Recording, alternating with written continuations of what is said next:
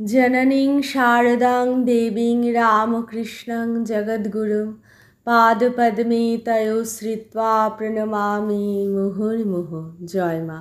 সকলের মা মা শারদা গ্রন্থটি থেকে কিছু অংশ পাঠ করছি।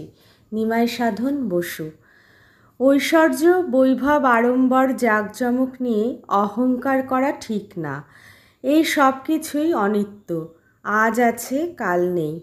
এই চিরন্তন সত্যটি তার সন্তান ভক্তদের মা মনে রাখতে বলতেন। শুধু তত্ত্বকথা নয়, বাস্তব দৃষ্টান্ত দিতেন।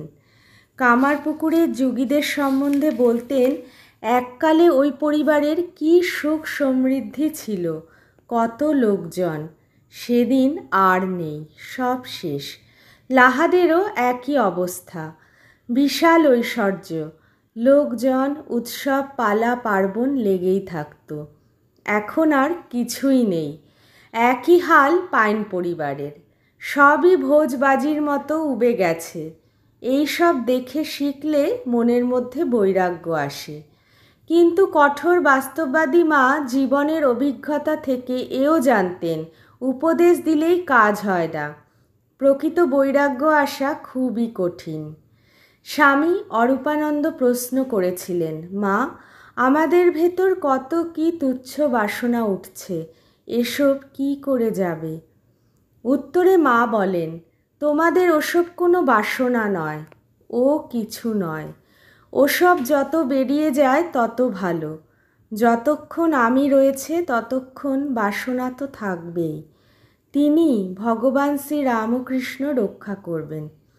যে তার শরণাগত, যে সব ছেড়ে তার আশ্রয় নিয়েছে, যে ভালো হতে চায়, তাকে তিনি যদি না রক্ষা করেন তবে সে তো তারই মহাপাপ। তার ওপর নির্ভর করে থাকতে হয়, তবে ভালো কাজটি করে যেতে হয়, আর তাও তিনি যেমন শক্তি দেন। এক ভক্ত দুঃখ করে বলেছিলেন, সাধন ভজন করেও মনের আবর্জনা যেন কমছে না। তাকে মা বলেছিলেন, লাটাইতে সুতো যেভাবে গুটিয়েছে, লাল সুতো কালো সাদা, খোলবার সময় তেমনি করে খুলবে তো? গভীর তাৎপর্যপূর্ণ কথা। মনের আবর্জনা দূর হওয়া অতি কঠিন। দীর্ঘ চেষ্টা ও সাধনার ফলে ক্রমে ক্রমে তা দূর হয়।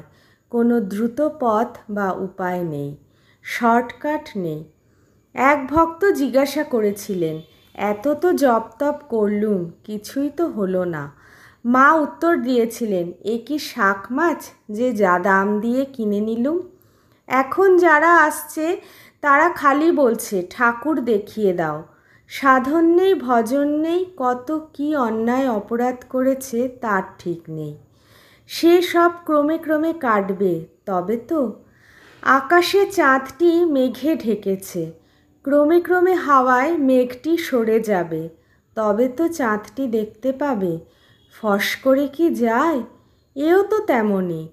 মা বলতেন, কর্মফল ভুগতেই হবে। কর্ম হতেই সুখ দুঃখ সব। সংসারে দুঃখ সকলকেই পেতে হবে, ভগবানকে ডাকলেও।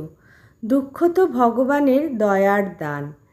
এক ভক্তের দুঃখ ভারাক্রান্ত মুখ দেখে মা বলেছিলেন, সংসারে দুঃখ কে না পেয়েছে বলো?